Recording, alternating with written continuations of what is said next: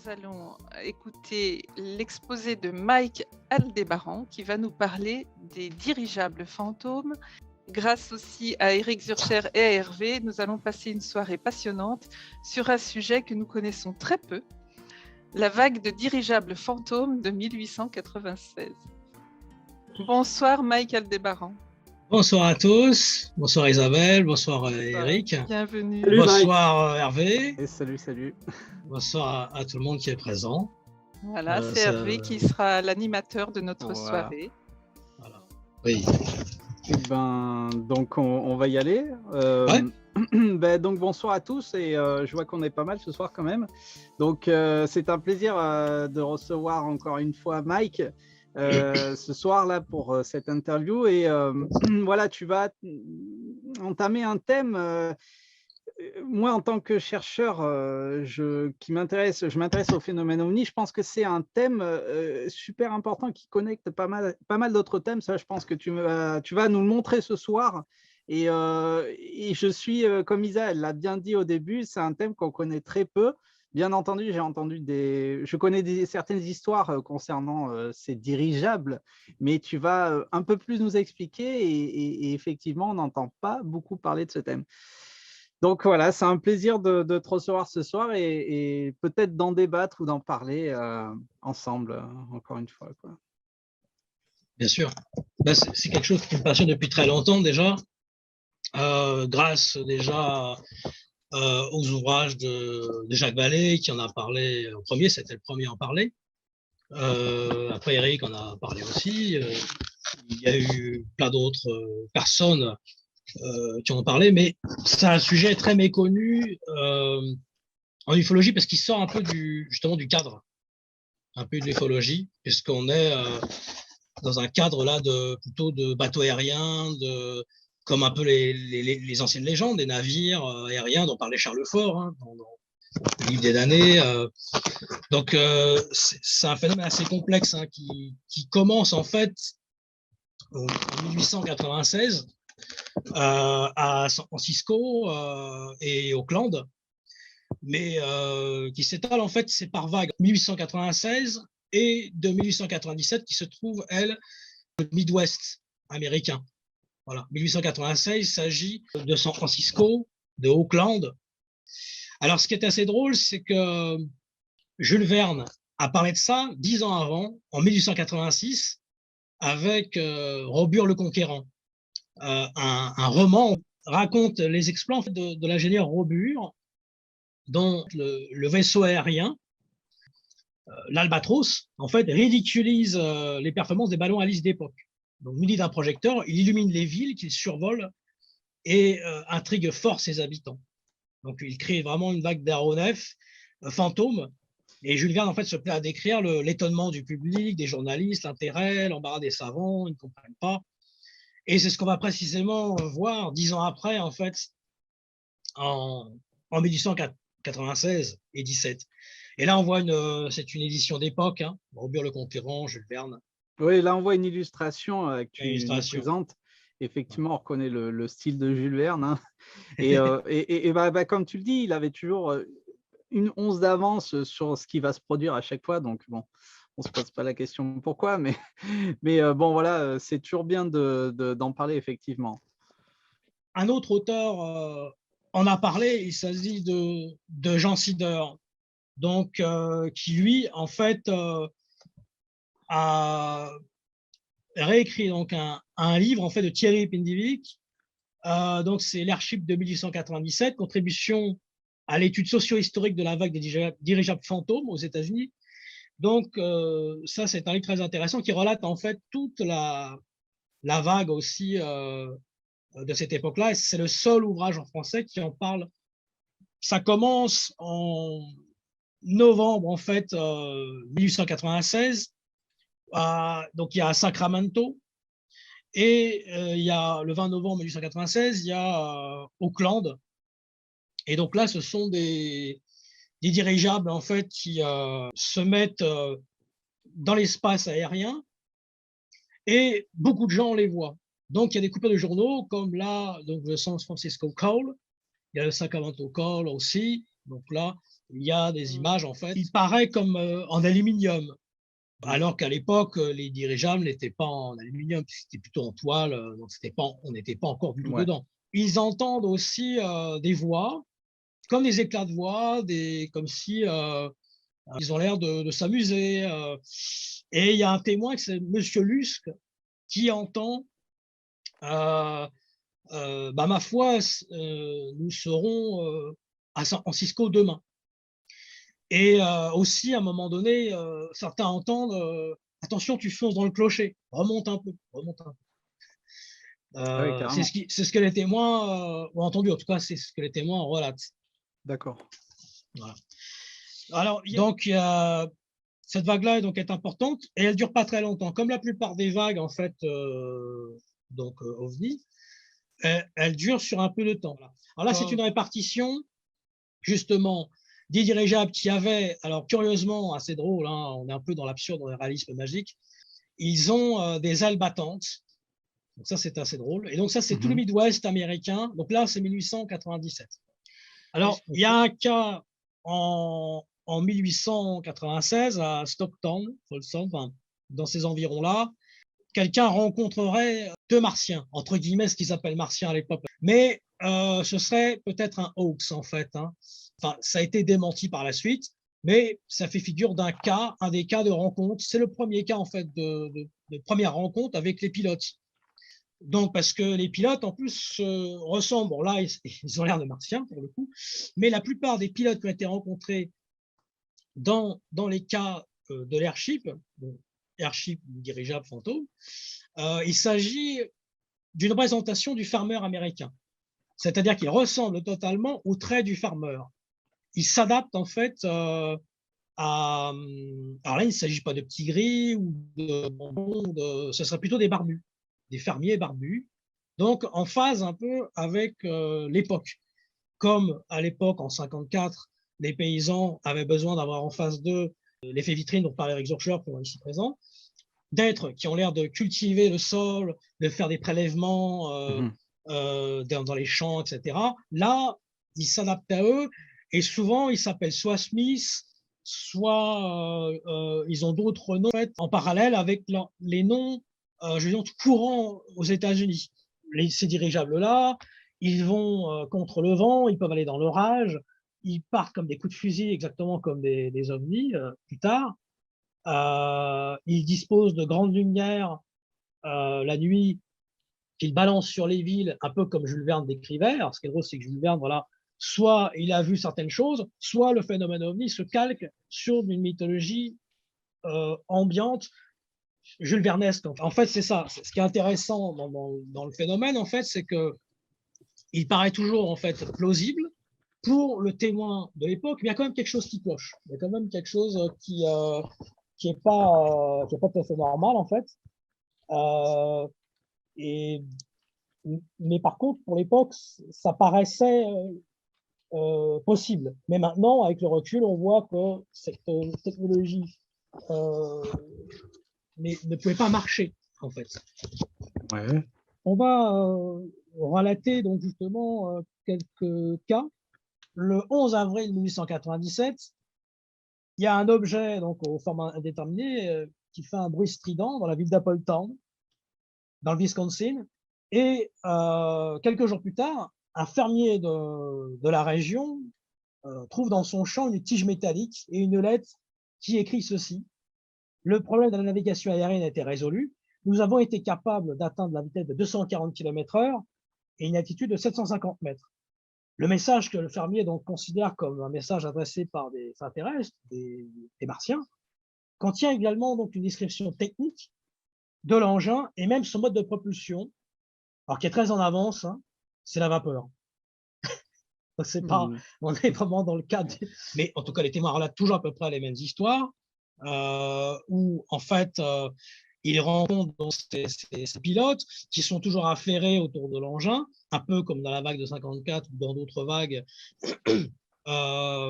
et il y a un effet de scénario. Il y a un effet de scénario où justement ils sont toujours, soit c'est un airship en panne, soit c'est un ovni en panne, Mais bon, c'est le coup de la panne, hein, pour nous attirer, pour nous montrer un scénario, pour nous montrer quelque chose. On nous plonge un peu dans un effet dose, on nous plonge dans quelque chose qui pour nous appâter, en quelque sorte. Mhm. Voilà. Ok. Le 12 avril, il y a donc un engin qui atterrit près de Greenwich, dans l'Illinois. Et un des témoins de la scène, donc, il affirme justement qu'un humanoïde quitte son engin pour procéder à quelques réparations. Donc, on est encore voilà, dans le coup de la panne et ça rappelle justement le cas dont a parlé Eric Zonchor, c'est le cas d'Abiad Wadzone, où on est dans ces cas, par exemple, de mimétisme aussi par rapport aux témoins, où on voit des êtres en fait qui soudent et qui ont l'air de faire une opération de soudure, et le témoin est soudeur, justement. Alors, il y a plein de cas comme ça, où ils apparaissent en miroir en fait du témoin ou de son métier. D'accord. Donc, il y a d'autres choses. Il y a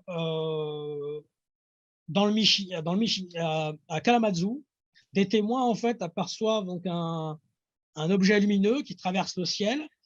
Et puis le lendemain, ils ont entendu une formidable explosion. Puis le lendemain matin, ils trouvent un certain nombre de débris éparpillés, dont une bobine de fil métallique. 14 avril, il y a à Gass, dans l'Indiana, 6 humanoïdes qui descendent, qui semblent prendre des repères. Ils semblent voilà, trafiquer quelque chose. Alors les habitants tentent de s'en approcher, mais ils regagnent en fait le vaisseau avec une rapidité de l'éclair et donc ils partent. Le 13 avril toujours, à Fontanelle, dans l'Iowa, la foule assiste à un étonnant spectacle aérien. C'est le Chicago Chronicle qui relate les faits.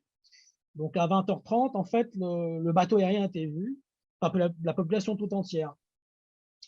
On pouvait voir très distinctement la machine. On pouvait même entendre la vibration des ailes, parce il y a des ailes, hein, c'est ça qui est surréaliste.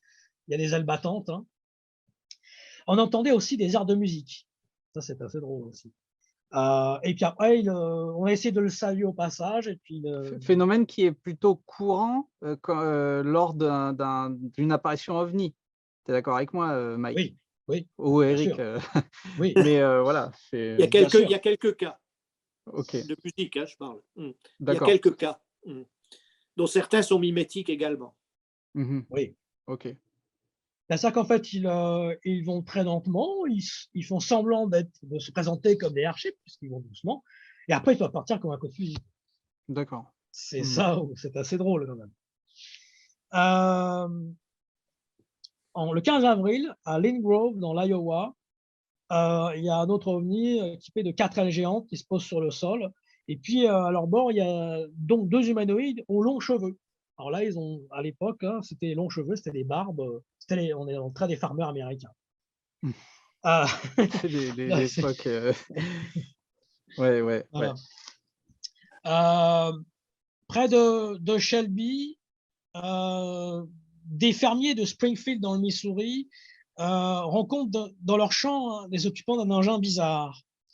Et ils apprennent à stupeur que l'engin en question, parce qu'ils engagent une conversation avec eux, que l'engin vole à vitesse de 300 km/h. Donc ça leur paraît quand même incroyable pour l'époque. Hein. Et souvent, souvent on leur dit oui, oui, on vous emmènera faire un petit tour, ou on reviendra, ou ça va remplacer votre train, ça va révolutionner la technologie actuelle. Donc il y a plein de cas en fait comme cela. Alors le Houston Post relate le 22 avril 1897 le cas de Monsieur John M. Barclay, qui habite la ville de Rockland. Il est présenté comme quelqu'un de saint esprit, de bonne réputation. Et donc, cette personne, en fait, vers 23h, il était dans sa chambre, il entend son chien qui aboie furieusement, il sort, il aperçoit quelque chose, et c'est tellement exorbitant que s'il n'avait pas entendu parler de l'archip, il se serait enfui dans les bois. Alors là, donc, il voit un objet de forme oblongue avec des ailes, hein, dont les ailes qui reviennent. Sur le côté, des amarres donc, de taille de forme variée, des lumières brillantes, parce qu'il y a souvent ces lumières-là de toutes les couleurs, souvent, mais qui semblaient davantage briller comme des lumières électriques. Donc, comme M. Barclay, en fait, il le vit d'abord, il le vit parfaitement immobile. Puis après, il tourne un peu en rond, il fait des opérations. Et M. Barclay prend sa Winchester et il va aller voir quand même ce qui se passe. Et puis, il voit en face de lui un homme qui a l'air comme lui, enfin, un fermier ou qui est habillé un peu comme lui. Et cet homme, en fait, lui dit de rempocher son revolver. Et, monsieur donc Barclay lui dit: «Mais qui êtes-vous? Que voulez-vous?» Et ce monsieur dit: «Qu'importe mon nom, appelez-moi Smith. Je voudrais de l'huile lubrifiante, une paire de ciseaux à froid, si vous pouvez m'en procurer, ainsi que peu de sulfate de cuivre. Je suppose que le sieur de pierre est à côté. Il a les 2 premiers articles et que le télégraphiste aura le sulfate de cuivre. Voici un billet de 10 $. Prenez-le, procurez-vous ces choses et gardez le reste dans vos domaines.» Alors, ce qui est très drôle, c'est que là, on est tout à fait dans le phénomène en fait d'échange. Alors, il y a un autre cas intéressant, c'est Frank Nichols, qui est fermier donc à Yosemite, dans le Trinity Country, dans le Texas.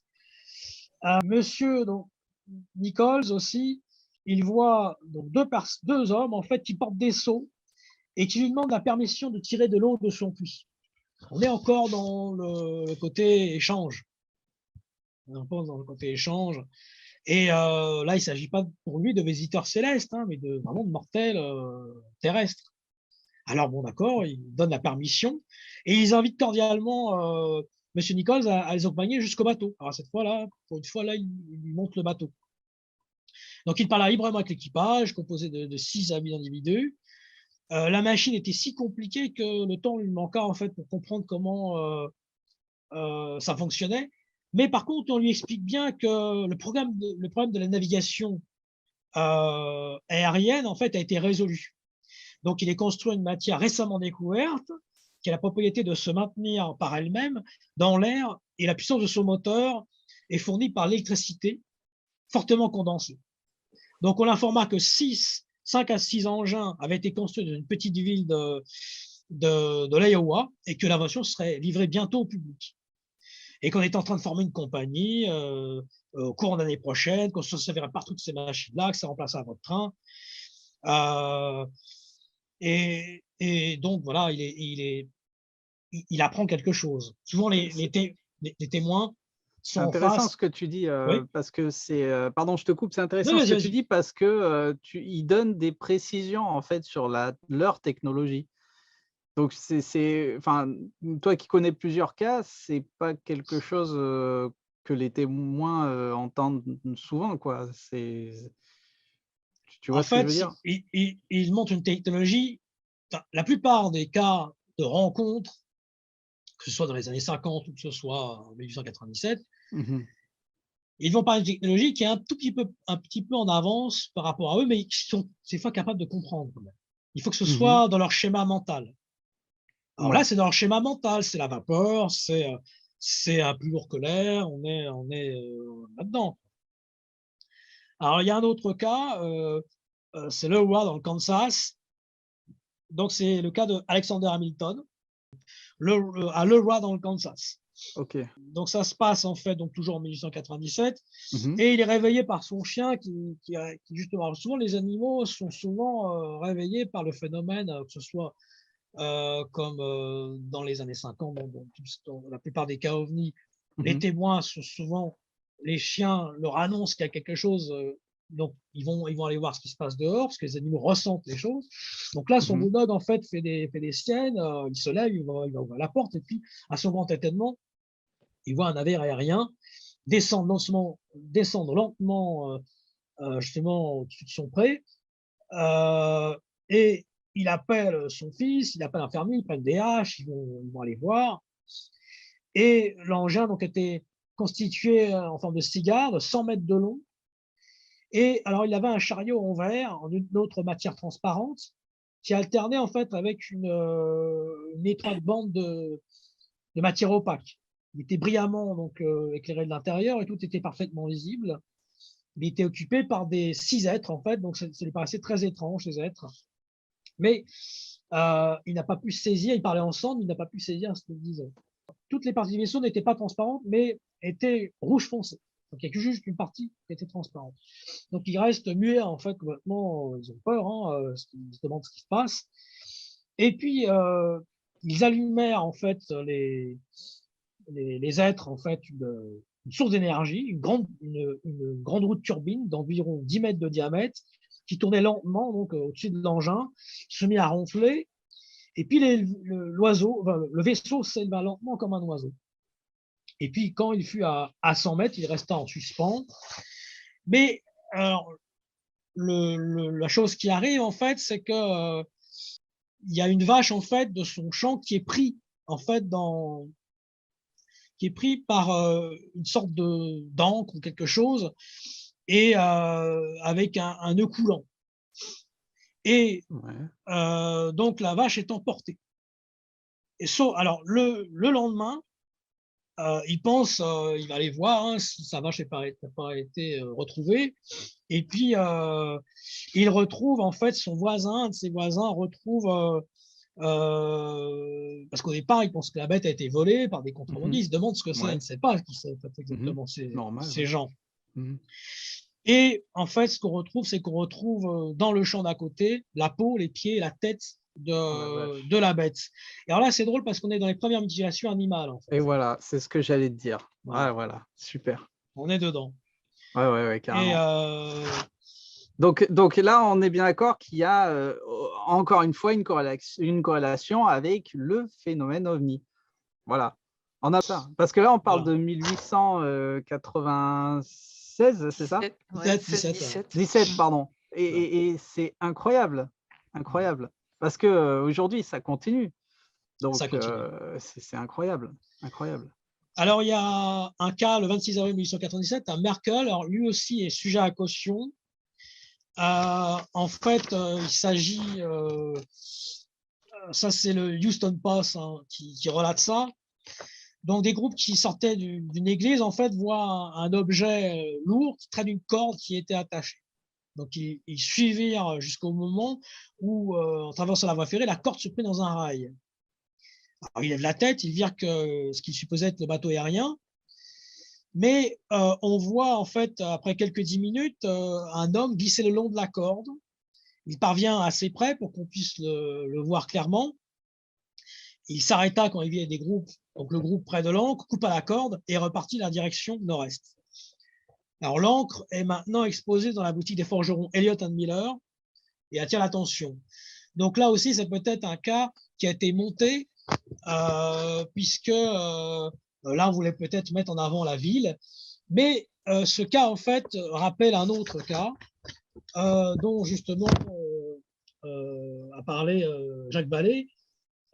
C'est justement un cas qui se trouve en Irlande avec une histoire d'encre.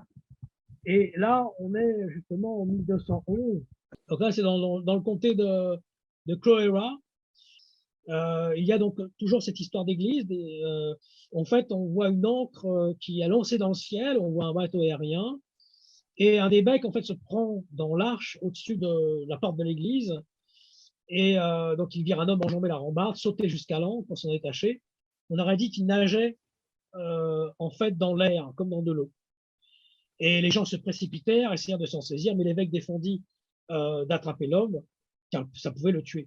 Et l'homme fut laissé libre, il courut au bateau, et l'équipage coupa la corde et le bateau disparut. Donc là, on est dans les cas en fait de parallélisme entre justement une époque ancienne et des cas plus récents. Alors, on va partir sur d'autres cas. Alors, le cas, là, on a la photo, c'est le cas de James Fulton. Alors, ce cas, il y a deux autres photos aussi. Mais là, déjà, on a l'image de ce cas. Donc, il s'agit, là, c'est l'Arkansas Gazette qui parle de ce récit. Donc, le conducteur James Fulton était bien connu dans la région puisqu'il était le conducteur du chemin de fer de la montagne de fer, le Iron Mountain. Là, c'est une représentation plus récente, en couleur. Donc, il dit qu'il est descendu à Texarkana pour ramener un train spécial. Et il savait qu'il en avait pour 8 ou 10 heures pour aller à Texarkana. Et donc, il va dans Howman, dans l'Arkansas, pour chasser un peu. Et donc la chasse s'est bien passée. Et puis, il est attiré, dans les broussailles, il entend un bruit familier, un bruit qu'il connaît très bien, puisqu'il s'agit d'un piston de locomotive. Là, on est en miroir encore, Ouais. et c'est le bruit du frein Westinghouse. Alors là encore, on est en parallèle avec le métier du témoin. Voilà. Il y a d'autres cas comme ça avec le métier du témoin, où là c'est beaucoup plus récent, où un conducteur SNCF qui s'amuse, enfin qui justement fait des balayages électriques de lumière, et il se rend compte qu'il y a un ovni qui fait exactement ce même balayage. Voilà. On est dans le mimétisme ufologique. Ouais, ok. Ouais. Alors donc, Alors ça, ouais, pardon Mike, mais j'allais te dire un peu la même chose. oui, C'est un peu, enfin, même Eric, je ne sais pas ce qu'il en pense de ça. C'est quelque chose de un peu de, c'est quelque chose de courant. Je crois qu'aujourd'hui, certains ufologues émettent des coups de laser, c'est ça, si je me trompe pas, lorsqu'ils voient certains ovnis et parfois ils répondent, c'est ça, ou c'est un peu ce qu'on retrouve. Alors, je sais pas. Peut-être que. oui, Bon, Eric, allez, on Eric, continue. Vous voulez que je réponde? tu veux dire un mot? Ouais, Tu ouais, peux alors dire. là, je sais pas ce que Oui, pense vas-y, Eric. vas-y, Eric. Bon, si vous voulez, il faut prendre un peu les choses à la base. Le phénomène ovni repose sur une espèce de matrice, en fait, où il y a un certain nombre de caractéristiques. En fait, il y en a 8. Mais toutes ne sont pas considérées. Elles font en fait l'objet de biais cognitifs. Et une des plus puissantes caractéristiques du phénomène ovni, c'est la dimension spéculaire, de l'italien specchio, miroir. Ça veut dire que ça agit en miroir, ça reflète. Et un miroir, c'est intéressant parce que ça reflète tout sauf lui-même. Et la principale activité de cette dimension spéculaire, c'est ce qu'on appelle le mimétisme, qui est extrêmement polymorphe. Le mimétisme, on le retrouve à peu près partout quand on commence à avoir la grille de lecture qui permet de le regarder. Mais en ufologie, ça fait l'objet d'un biais cognitif pour certaines raisons. C'est que ça ne cadre pas avec les grilles de lecture habituelles. Mais quand vous commencez à regarder avec cet angle-là, vous prenez un peu peur, effectivement, parce que vous apercevez que dès le début, ce phénomène nous a montré certaines choses qui étaient en relation avec nous-mêmes. Mais sur beaucoup de plans, pas seulement sur la technologie, pas seulement sur des bribes de fantasmes, par exemple, parce que là, on est à la fin du 19e, on est dans une bataille particulière entre le plus léger que l'air et le plus lourd que l'air. Exactement. Voilà. Et c'est pour ça que Jules Verne, avec son coup d'œil habituel, a pris parti 10 ans avant pour le plus lourd que l'air, et l'histoire va lui donner raison. Et ces phénomènes qui apparaissent correspondent un petit peu à l'imaginaire rêvé de l'époque. Voilà. Mais le phénomène ovni n'est pas mimétique uniquement pour ça, il est mimétique sur beaucoup de plans. Et il faudrait très longtemps pour en parler. Et de toute façon, on a parlé de l'échange là, par exemple. Ouais. Mais je rappelle simplement que l'humanité a survécu grâce au troc pendant des dizaines de milliers d'années. On parle beaucoup également de la cueillette et de la collecte, qu'on interprète d'une manière classique. On dit oui, c'est des ingénieurs extraterrestres qui viennent, qui s'intéressent à la faune, à la flore et qui collectent tout un tas de choses. Mais je rappelle aussi, il faut quand même aller à l'essentiel. L'humanité a survécu au paléolithique pendant peut-être 200-300 000 ans par l'activité des chasseurs-cueilleurs. Donc la collecte était l'essentiel. Et à partir du néolithique, 9000 avant Jésus-Christ, elle se sédentarise et ça ne devient plus la cueillette, mais la collecte de blé. Donc on est peut-être sur un plan très général encore dans une histoire mimétique. Quant il faut bien appeler ça les massacres d'animaux, je rappelle que l'activité humaine dans ce domaine est une véritable catastrophe pour l'environnement depuis très longtemps. Voilà. Donc, on peut, après, si vous voulez, le mimétisme se déploie au niveau global très global, comme on le voit. La première vague d'après-guerre est également 100% mimétique en Scandinavie, en 1946. Oui, exactement. Oui. Et puis, dans le détail, c'est-à-dire dans le niveau particulier des cas, vous retrouvez souvent des éléments mimétiques dans le récit du témoin qui ne s'en rend pas compte, hein, évidemment, mais c'est vraiment très étonnant. Moi, j'ai enquêté des cas et j'ai découvert parfois des choses très étonnantes, mais pas sur le coup. Il a fallu des années de recherche, de travail, de réflexion, et puis tout d'un coup, je me suis rendu compte que c'était un élément mimétique. Alors, au départ, ce n'était pas évident. Donc, cette dimension spéculaire, elle est très importante et c'est peut-être une des clés d'entrée pour la compréhension de ce phénomène. Voilà, je résume comme oui, ça. Oui, merci Eric. Très rapidement. Merci. Hein. Oui, pas de souci. Surtout Très que bien, très bien. tu as été un des premiers, justement, avec Jacques Vallée, à parler de ce phénomène du mimétisme, justement. Donc, tu es pionnier en la matière. Oui, mais enfin, parmi beaucoup d'autres hein, aussi. Avec ce livre-là, qui est présent. Ouais. Voilà. Oui, à l'époque. Ah, super. L'original. Alors, donc, je reviens donc à James Houghton. Il voit donc cet engin. Il y avait un homme à bord de taille moyenne. Il remarque qu'il porte des verres fumés. Donc, il avait l'air de vérifier la tôle. Hein. On est encore dans la réparation. Hein. Il regarde, surpris, et il dit « Bonjour, monsieur, bonjour. C'est ça, le bateau aérien ?» Oui, monsieur, il y a ça. Et donc, il examine de plus près. Il voit que la quille, en fait, est divisée en deux parties et se termine, en fait, donc, par une pointe, comme la pointe d'un couteau, tandis que les flancs, en fait, grossissent jusqu'au centre, ils diminuent. Il y avait 3 grandes roues, donc, qu'on voit ici, de chacun des côtés, faites d'un métal recourbé et travaillées de façon qu'en avançant, elles deviennent concaves.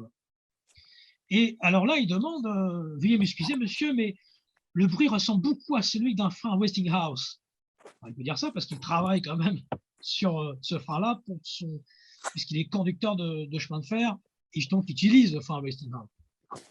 Alors peut-être bien, mon ami, nous savons d'air comprimé et d'aéroplane, mais vous en saurez davantage plus tard. On est encore on est dans la vapeur, dans l'aéroplane, on n'est pas dans une technologie très avancée. Hein, on ne va pas lui faire peur non plus, quoi. On reste dans le cadre. On va dire ça comme ça. On va dire ça comme ça. D'un coup, tout est prêt, monsieur. On entend crier à quelqu'un. Et ils sont affairés. D'un coup, disparaît dans le ventre de l'engin. Il commence à cracher de l'air. Les roues commencent à tourner. Le bateau s'élève petit à petit en sifflant. Les aéroplanes surgissent. Et les gouvernails à la poupe du bateau commencent à virer d'un côté et de l'autre. Et ça tournait si vite qu'il pouvait à peine en voir les rayons. Et en un moins de temps qu'il faut vous le dire, le bateau fut perdu de vue. Là, le cas du 6 mai 1897, il s'agit, donc on est près de Hot Springs. Donc il remarque en fait, les témoins en fait remarquent une lumière qui est de loin et qui s'approche de plus en plus. Et donc ils sont à cheval, et ils sont poursuivis en fait par cet engin. Ils sortent leur Winchester, hein. C'est les farmeurs, hein, c'est classique. Ouais. Voilà, c'est le coup de la Winchester. Et là, qui est là? Que faites-vous? Il demande aux êtres qui est en face d'eux. Et là, un homme à longue barbe noire s'avance. On est encore dans les barbes. Voilà. C'est pas le petit gris, hein, c'est pas le petit gris, là, c'est la barbe. Là, c'est les barbus. Et donc, cet homme à barbe noire s'avance, il a une lanterne à la main. Et puis après leur avoir demandé qui ils étaient, en fait, il y a un jeune homme et une femme qui essaie de se cacher un peu d'ailleurs. Et puis il distingue quand même les contours du bateau qui avaient la forme d'un cigare. Okay. Et l'être en fait remplit un grand sac d'eau.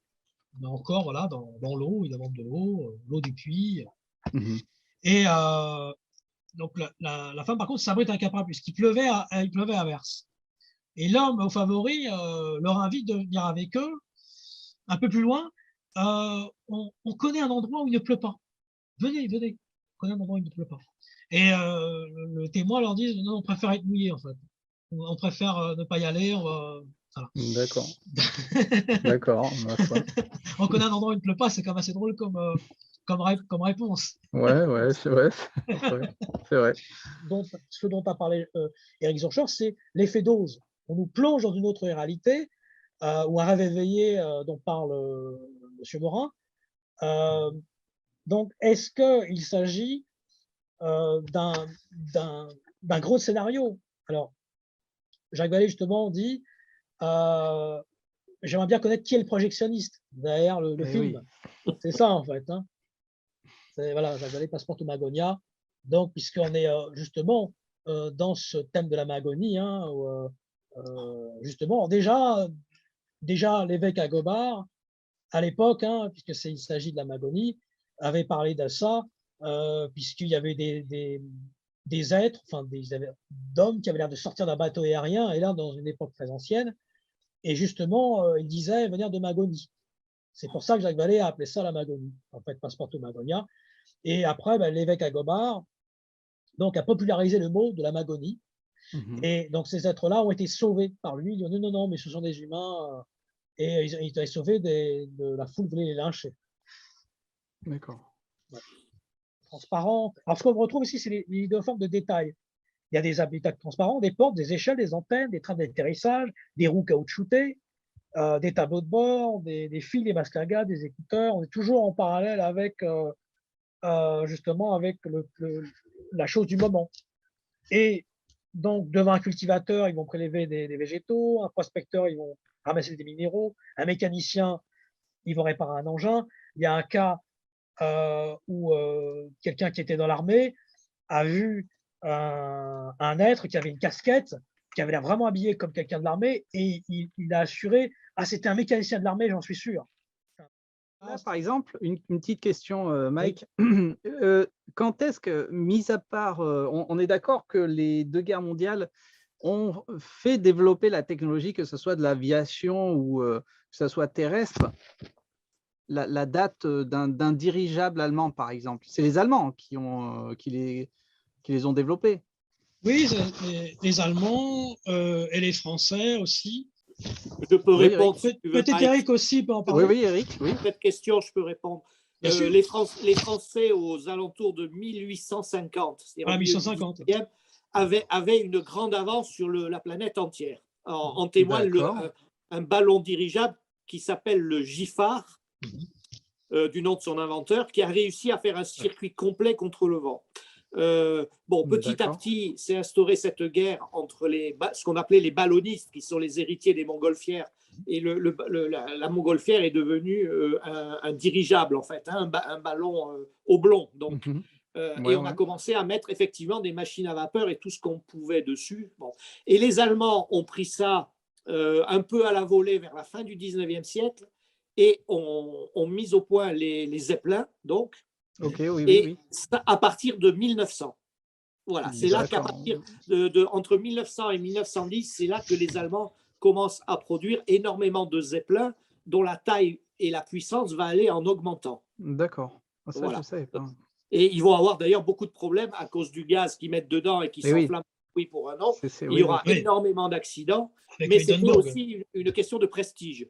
Voilà. Ok, En 1937, les vols commerciaux ont été retirés en Allemagne à cause du Hindenburg qui a volé. Oui. Voilà. Et puis il faut se souvenir que dans l'entre-deux-guerres, il y avait des Zeppelins qui faisaient la route donc Berlin ou l'Allemagne, New York ou les États-Unis, en passant au-dessus du Maroc et en passant très bas au-dessus du Maroc, hein, et ils traversaient l'Atlantique. Et on a des cas où on a vu des Zeppelins ou ce qui ressemblait à des Zeppelins au-dessus du Maroc, alors qu'on sait qu'ils n'y étaient pas. Et ces Zeppelins sont apparus et ont disparu sur place. C'est quand même un peu fort de café, quoi. Ouais, carrément. Alors, il y a une chose intéressante, c'est justement dans les années 1850, alors je ne sais pas ce que tu en penses, Eric, c'est justement ces ingénieurs allemands qui auraient été à Sonora. Et justement, il y a un certain Charles Dalchaux, justement, qui est né en Prusse et qui faisait des montages. C'était un peintre, en fait.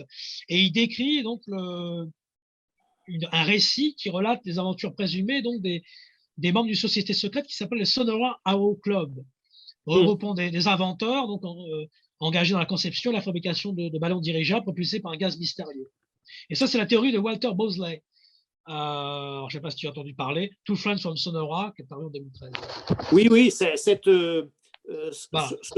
cette revendication, d'ailleurs, un ingénieur appartenant plus ou moins à cette lignée a revendiqué qu'il était à l'origine de la vague de 1897, mais il faut dire que ça rejoignait l'ère du temps et ce que pensaient les Américains, ce qu'on pensait à l'époque, à savoir qu'il y avait, notamment dans le Middle West, de grands hangars, et il y avait des inventeurs géniaux qui mettaient au point ces objets, parce que la vérité, c'est que l'Amérique était très en retard dans ce domaine.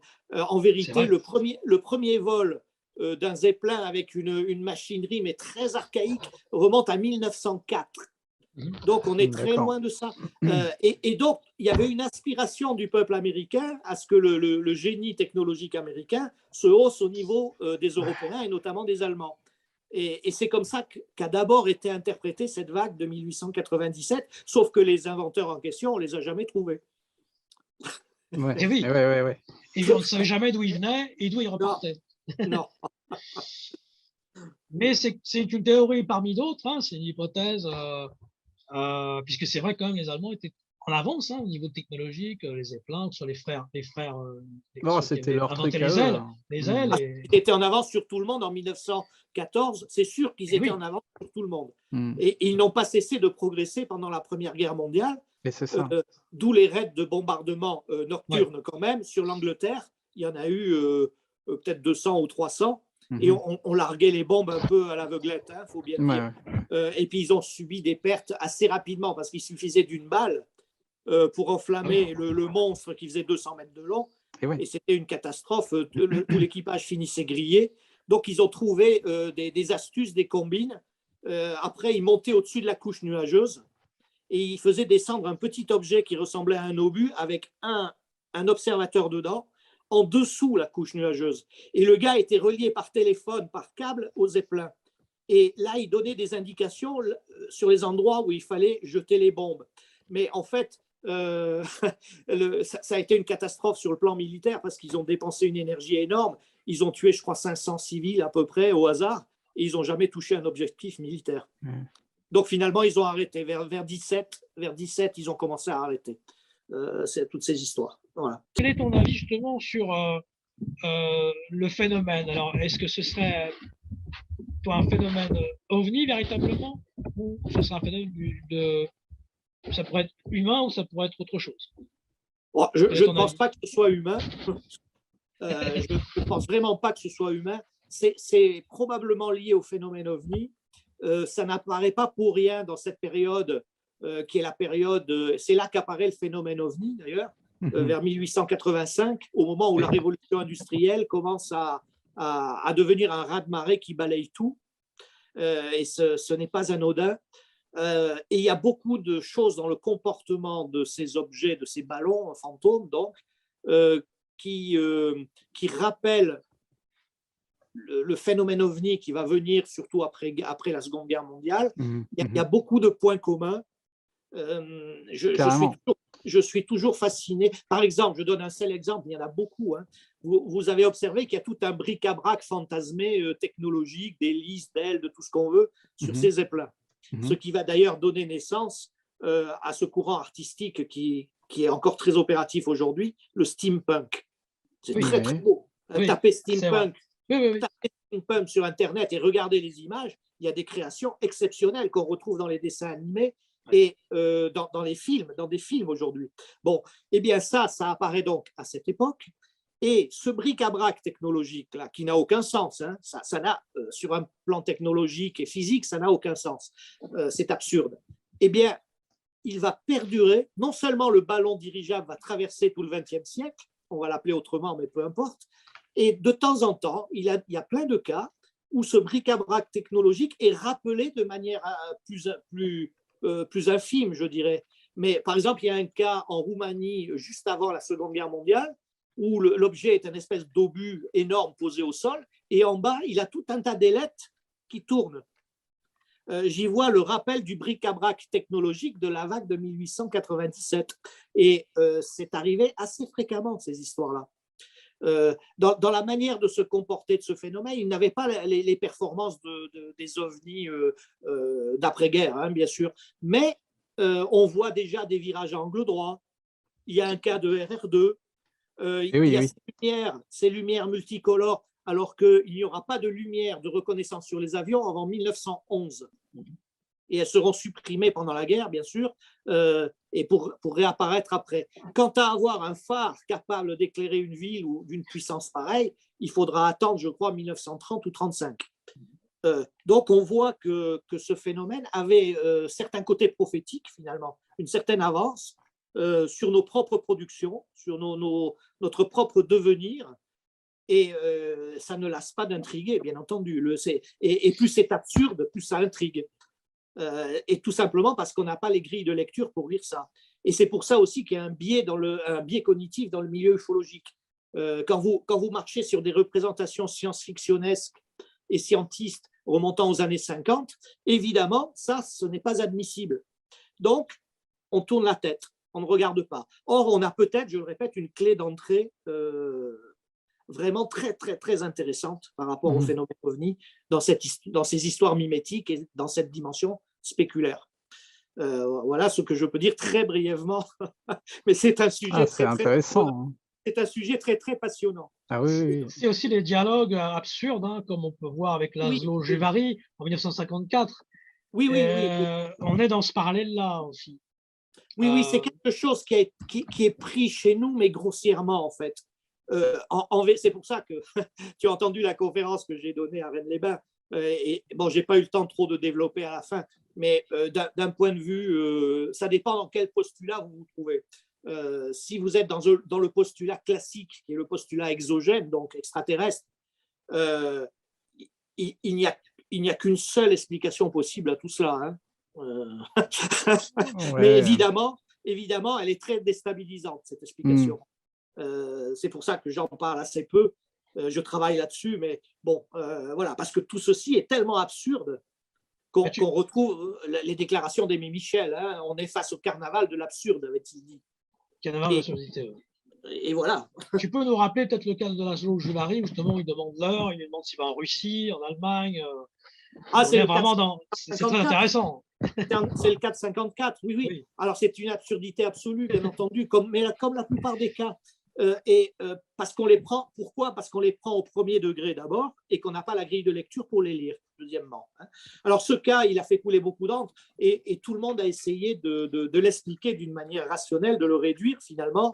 Ce serait effectivement un pilote polonais ou je ne sais pas quoi qui se serait posé dans le coin, il ne savait plus où il était, il s'était perdu et puis il est reparti. On a même trouvé un objet volant, une espèce de ULM de l'époque qui aurait pu expliquer ça. Mais en vérité, ce sont uniquement des conjectures, hein. C'est des interprétations. On n'a pas d'explication par rapport à ça. Il faut quand même nuancer les histoires de rencontres rapprochées dans la vague de 97. Il y a deux choses à dire.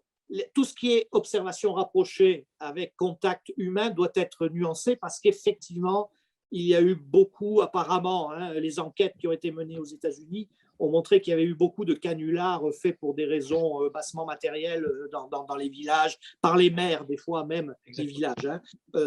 Mais la vague a été très sous-estimée. Les travaux d'Eddie Bullard sur le sujet, qui est de loin la meilleure étude hein, sur le sujet, parle de 3 à 4 000 cas pour l'année 1897 dans le Midwest. Et il dit, et ça on connaît, les fermiers du Midwest n'ont pas parlé, ils n'ont pas voulu parler par peur du ridicule. Voilà. Mais c'est des observations aériennes. Ben, celui-là est extraordinaire parce que tu enlèves les deux ailes du bas, ça pourrait être un avion, un prototype, comme tu en trouves chez Hergé notamment, des années 20-30. Et oui. Oui. Voilà, sinon dans les livres, alors voilà. Alors voilà. Qu'est-ce qui s'est passé? Steve Carper.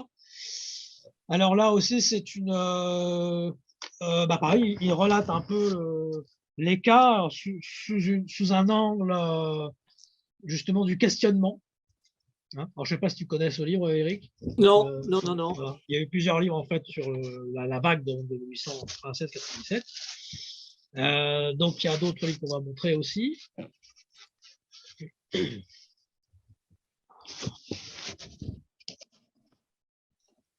Alors là, voilà. Là, on est après, en 1909-1911. Alors là, ça ressemble vraiment au dirigeable aussi, un petit peu de 1897, mais c'est sur la vague d'Airship, donc de 1909. Donc, c'est Oui, un auteur qui est intéressant, qui a développé ce sujet-là. Aussi. là, on a un Zeppelin, là. Hein, Voilà, c'est un Zeppelin, ouais. Mais c'est sur la vague 1909, en fait. Oui, oui, c'est les répliques, ce que j'appelle les répliques, moi, après coup. Après. Voilà, alors, Alain Delaunay, lui, il pense donc, il pense que c'est une technologie terrestre, lui. Bon. Une quoi, pardon? Technologie terrestre, que c'est humain, ouais. quoi. Que c'était créé, que c'est humain. Alors, c'est sa position. Mais ce livre est un peu connu dans le milieu. Alors, je ne sais pas si tu connais un peu ce livre, Eric, si tu as des choses à dire dessus. Donc, je sais qu'il y a eu six grandes études sur la vague de 1897 aux États-Unis. Aucune n'a été traduite en français. Eh oui, voilà, malheureusement. Et la plus importante pour nous est celle de Eddie Bullard, cet universitaire américain. Et c'est lui qui a dit, en fait, la vague a été sous-estimée. D'après son enquête, il a entendu beaucoup de bruit chez les farmers. Beaucoup de gens avaient vu ça. Et il a dit le véritable chiffre, ça devrait tourner entre 3500 et 4000 cas en vérité. Voilà. Et il conclut son étude d'une manière intéressante. Il dit tout ce que je peux vous dire, c'est que ce phénomène désirait être vu. Oui, c'est les Ulviness, c'est l'ostentation, les Ulviness, dont tu parles souvent. Alors, celui-là est donc de 2010. Après, on va voir le livre suivant. Steve Carper, c'était 2015 avant. Alors voilà, le fameux Walter Mosley. Donc là, c'est 2013, qui explique, enfin pour lui, ce sont des ingénieurs allemands qui sont venus dans les années 1850 à Sonora et qui en fait auraient créé tous ces phénomènes de dirigeables. C'est sa théorie à lui. Ça fait partie des différentes hypothèses et avec en fond justement Dalshaw. Voilà un petit peu tout ce côté. Ensuite, il y en a un autre ou deux. Voilà, alors là, c'est Charles lui qui, par contre, est pour la théorie extraterrestre. Alors, lui, beaucoup plus. Et celui-là est de 91. Donc, c'est un livre aussi, un livre ancien aussi qui parle de la vague de 1897, là, du Texas, précisément. Du Texas. Voilà. Ensuite, il y en a un autre ou deux, je crois. On a fini. Alors là, c'est une représentation d'une comédie musicale, en fait. Donc, avec les ailes, avec tout ça. Voilà, là, c'est plutôt une caricature, mais c'est une comédie musicale. En fait. Voilà. Alors, dans l'histoire des airships, moi, je me méfie un petit peu de tout ce qui est vu vraiment à ras du sol, ce qui est rencontre rapprochée. En revanche, tu as plusieurs cas où des dizaines de personnes ont vu l'objet en l'air, donc assez haut, avec des gens qui faisaient des signes dessus. Oui. Or, ceci, encore une fois, il y a encore un lien avec l'ufologie. Ce n'est pas sans rappeler un tas d'autres cas, dont le fameux cas du révérend McGill à Boanaï en Papouasie, dans les années 50, 57, quelque chose comme ça. On est dans le même scénario, là. Tu peux nous rappeler un peu ce cas? Ouais, tu peux nous rappeler. C'est un cas très célèbre. C'était un révérend en Papouasie, donc dans ce village de Boanaï, qui était un missionnaire. Donc, et il avait toute la population autour de lui. Et pendant une grosse partie de la nuit, il y a un objet qui est venu, je crois, à 50-100 mètres au-dessus, qui était rond. C'était une soucoupe classique. Et il y avait une sorte de rambarde. Et il y avait plusieurs personnes qui faisaient des signes. Et tous les papous qui étaient autour faisaient des signes aussi. D'accord. Et ça a duré 1 heure ou 2, hein, cette histoire. Et finalement, l'objet est parti. Le cas n'a jamais été expliqué. Il reste incompréhensible. Voilà. Ça fait partie des classiques de l'ufologie, on va dire. Hein, de l'histoire. Ok. Alors, ce livre-là d'Anel Cohen, c'est 1981, The Great Airship Mystery. Alors là, c'est du débunkage. Hein. Lui, il pense que tout est faux. Voilà. Mais il a fait grand bruit aux États-Unis. Alors, je sais pas, tu dois connaître ce livre-là aussi, je pense, tu as vu. Oui, j'en ai entendu parler parce que dans les 6 études, il y a également des études de sceptiques. Voilà, Et donc, c'est l'explication est toujours la même. Hein. On réduit en disant qu'il y avait une psychose collective et que les gens ont pris des lanternes pour des vessies volantes et vice-versa, en confondant avec la Lune et Vénus. Ce qui est très facile Vénus comme revient explication. Ouais, ce sont d'excellents prétextes, la Lune et Vénus. Ah bah la Lune, c'est même actuel, hein, avec le GEPAN. Oui, mais ça un peu dans. Il va dire, on va passer un petit peu. Ça n'a jamais changé, hein, de toute façon. Franck Morin, on a parlé un petit peu de ça. Oui. Franck Morin, j'ai eu une interview, justement, où on a fait une interview sur, justement, l'Archip de 1897. Donc, ensuite, il y a d'autres... je crois qu'on a terminé avec les livres, en fait. Alors là, oui, c'est... Ah, d'accord. Alors là, oui, il s'agit... peut-être Hervé, justement, tu peux nous en parler un peu, tu connais mieux le sujet que moi. Oui, enfin, la BD, je la connais pas trop, en fait, mais c'est vrai qu'ils en ont sorti un film il y a 10 ans, ou un peu moins, je crois. Ouais, il y a 10 ans sur Cowboys contre Aliens. C'est un film très bien réalisé par Jon Favreau, hein, ceux qui sont à fond dans le cinéma comme moi, qui vient de produire par exemple Les Mandaloriens, hein, et qui était derrière justement Boba Fett. Et en fait, mais je connais pas trop la BD en fait, parce que là par exemple cette interprétation qu'on voit, alors c'est vrai que dans le film on voit des Apaches aussi. Et en fait, c'est ce mélange de. Encore une fois, c'est marrant parce que tout à l'heure, tu disais, Mike, ouais, ils sortent de suite la Winchester, tu sais, c'est le réflexe, en fait. C'est le réflexe. Ouais, mais en fait, c'est ce qu'on voit bien dans le film. Ça, on le voit bien dans le film, tu vois. Ouais. Et bon, c'est un super film, hein, si vous ne l'avez pas vu, la Cowboys contre Aliens. Bon, voilà, c'est tiré d'une BD. Il devait avoir une trilogie, ça ne s'est jamais réalisé. Mais bon. Qui sait, hein, peut-être dans le temps. Voilà, on arrive à la fin de cette soirée. Ça passait extrêmement vite. Oh, c'est joli. Un grand merci à vous trois pour ce partage. Merci à et vous. À toutes les personnes qui sont là. Bien sûr.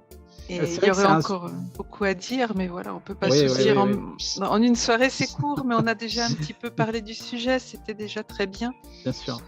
C'est bien qu'on ait pu en parler parce que en France, il n'y a eu aucune conférence dessus, véritablement, spécifiquement sur le sujet. Les seules conférences qu'il y a, c'est surtout aux États-Unis, en fait. Il y a des débats, il y a des choses. Mais c'est vrai qu'en France, c'est la première, on va dire, sur le sujet véritablement. Merci Isa. Allez, grosse bise à tous. Merci à tout le monde. Bise Eric, merci. Hein. Merci beaucoup à toi, pour ta Mike. présence. Merci Eric, merci à Mike, merci à Hervé et à merci vous tous qui étiez avec nous Merci à tous. pour cette magnifique soirée. Merci beaucoup et à bientôt pour les mardis de l'étrange. Ça marche, à bientôt. Merci à tous. Au revoir. Au revoir. Au revoir. Au revoir.